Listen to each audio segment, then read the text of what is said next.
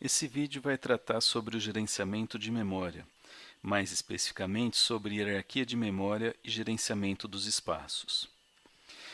Quando se fala em memória, memória é um recurso muito importante, no nosso caso, na computação.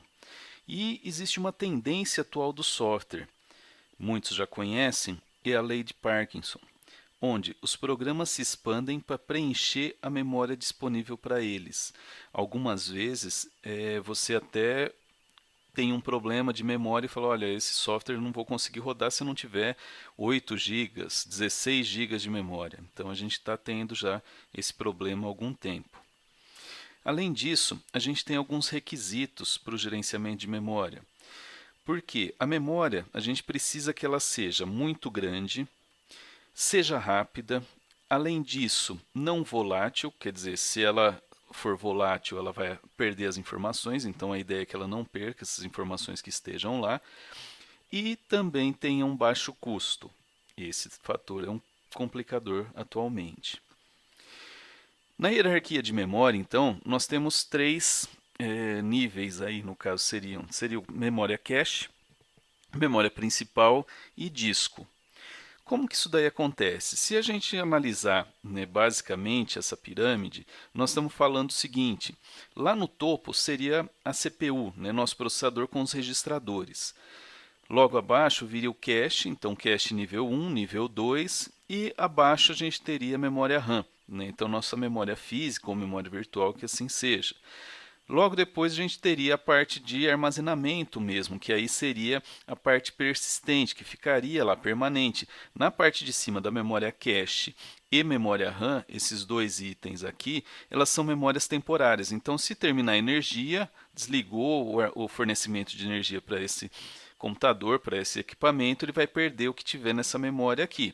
No caso dessa memória embaixo, onde a gente está falando de dispositivos de armazenamento, então esses daqui já não, ó, a gente está falando de hard drive, né? Então disco rígido, armazenamento de rede, arquivos removíveis, né? E assim por diante.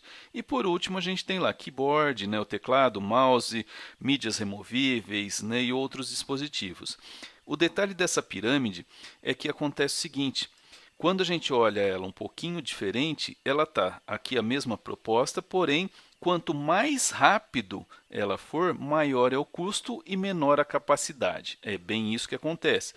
Registradores, então, a gente tem poucos registradores, são muito rápidos, porém, um custo muito elevado. Memória cache já está lá próximo ao processador, coisas assim, e também é alto custo. Memória RAM, a gente tem, mas a memória RAM não está tão cara assim. Relativamente é caro se você for analisar a quantidade de memória RAM, né, o espaço, comparado, por exemplo, com um HD, um disco rígido. Então o custo é bem mais alto. Aqui em memórias externas, né, então essa parte de registrador, memória cache, memória RAM é tudo interno. No caso aqui, a gente está falando de memória externa, então memória flash, HD, disco óptico, disco magnético, né? A gente está falando disso daí. E aqui por baixo a gente teria a parte de fitas magnéticas, a parte de cópia de segurança. Quanto mais para baixo aqui, maior a capacidade, menor o custo, porém fica mais lento. Então, analisando essa ideia, a gente teria lá então a memória cache, uma pequena quantidade, a gente está falando em coisas de K, no máximo megabyte, um alto custo por byte, ela é muito rápido, porém é volátil. A memória principal, que seria a ideia da memória RAM, seria uma quantidade intermediária. Então eu tenho coisas em torno de mega ou então giga. Eu tenho 2 giga, 8 giga de memória. O custo é médio por byte, uma velocidade também média, né, quando comparado à memória cache, e ela é volátil. No caso do disco, né, do HD, é uma grande quantidade, então a gente está falando de gigas ou teras. Né. O baixo custo por byte é uma memória mais lenta, né, e não volátil. Aí você pode questionar de falar, mas existem discos SSD hoje, ela não é mais rápida? Ela é rápida, porém, quando você comparar isso com memória cache ou memória RAM, ela ainda se torna mais lenta que as duas. Então, para cada tipo de memória que a gente tem para trabalhar, precisa se gerenciar esses espaços livres ou os espaços ocupados. Além disso, alocar processos, né, e os dados na memória, que era aquela história que a gente fazia lá, né, que comentou em processo, que fazia alocação dos processos no processador e coisas assim. Só que para entrar lá, primeiro ele tem que estar na memória. Então a gente vai começar a ver que não é tão rápido aquela troca, tudo aquilo lá, porque ele tem que estar na memória também. Além disso, a gente precisa localizar os dados, onde eles estão, por exemplo, dentro de um disco, coisas assim, para poder carregar na memória. Ou, de repente, ele já está na memória, onde ele vai estar isso daí. E o que acontece é, entre esses níveis de memória, que a gente falou lá de cache, memória RAM, HD, a gente precisa gerenciar todas essas partes de troca. Então, tá na memória RAM, tá na memória cache, sai da RAM, vai para cache, sai da cache, vai para RAM, da RAM volta para o disco e assim por diante. Então, isso daí tem que ser gerenciado. Bom, esse gerenciamento é feito pelo gerenciador de memória. Ele é o responsável por alocar e liberar os espaços na memória para que o processador consiga executar os processos que estão lá.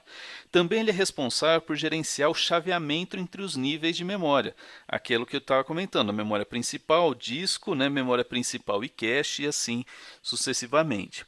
Os tipos básicos de gerenciamento que a gente vai ter seria com paginação, que é usado o chaveamento, então os processos são movidos entre a memória principal e o disco, né?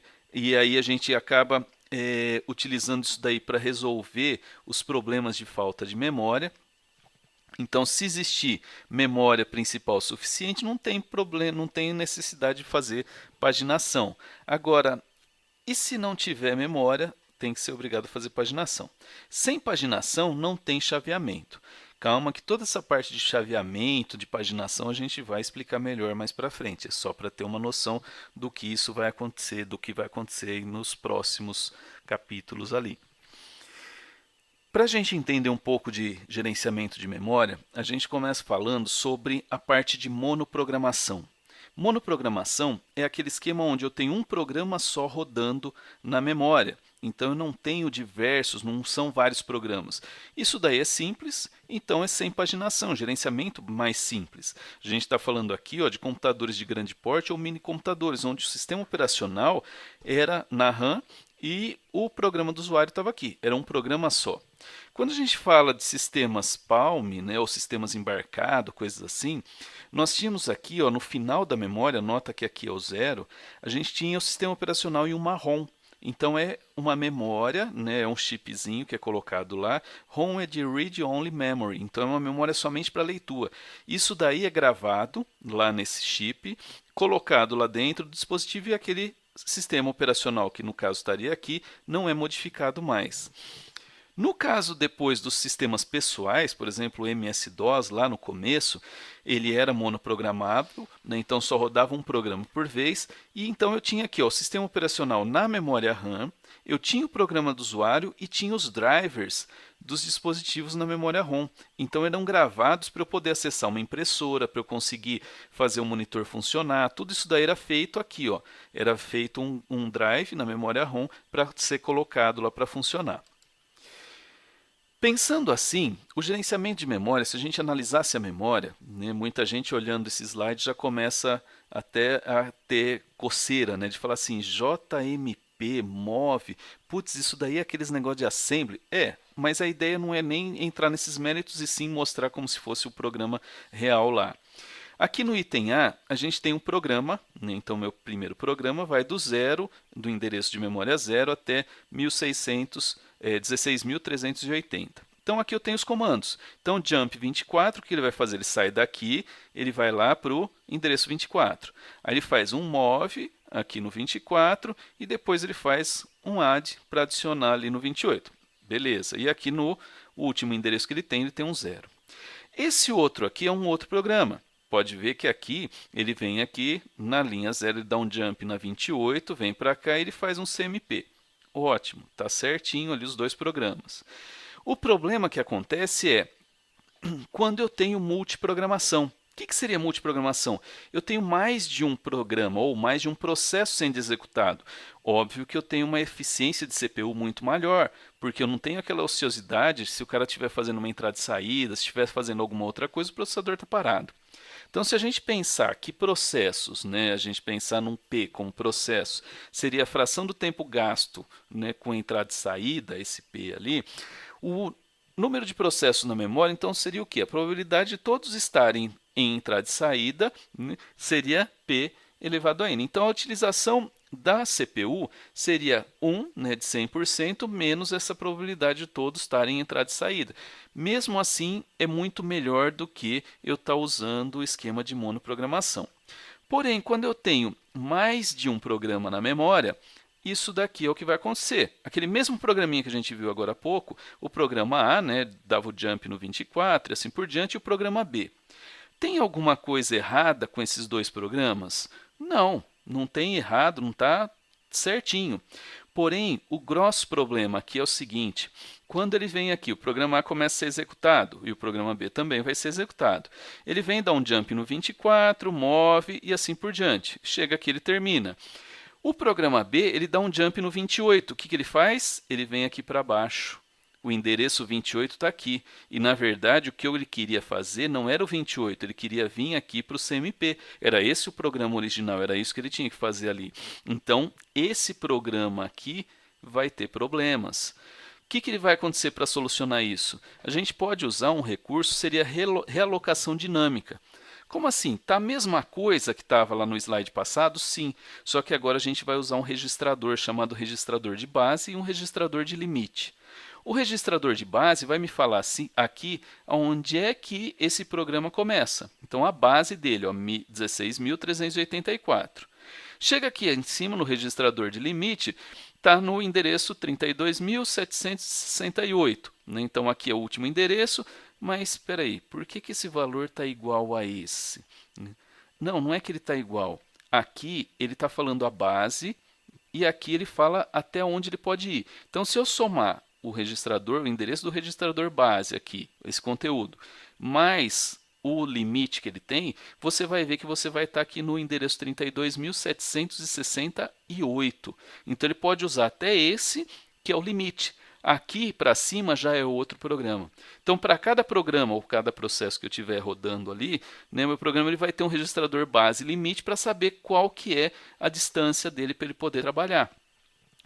Com isso daí, o que ele vai fazer? Ele vai conseguir fazer um esquema onde agora ele vai pegar esse jump 28, na verdade ele não vai fazer o 28 aqui, ele vai pegar, ver o 28, somar com esse registrador base e vai falar, opa, 28 vai me dar aqui, ó, é esse endereço que meu hardware vai usar. E aí meu programa funciona corretamente. O esquema básico, assim, se a gente pensar numa outra estrutura, né? Então eu tenho aqui minha base, né, e aqui meu limite. Então você vê que aqui o limite e a base são diferentes, né, para quem não conseguiu perceber lá. Então, se eu pegar 300.040, né, o endereço, mais 120.900, você vai ver que ele vai dar nesse limite aqui. Então, o limite e a base não precisam ser iguais. Isso daí pode ocorrer ou não, não tem problema. Tá? Mas aqui, ó, cada processo teria seu limite e sua base. Então, ele sabe aonde é que ele tem que ser alocado, como é que ele teria que ser trabalhado ali. 132.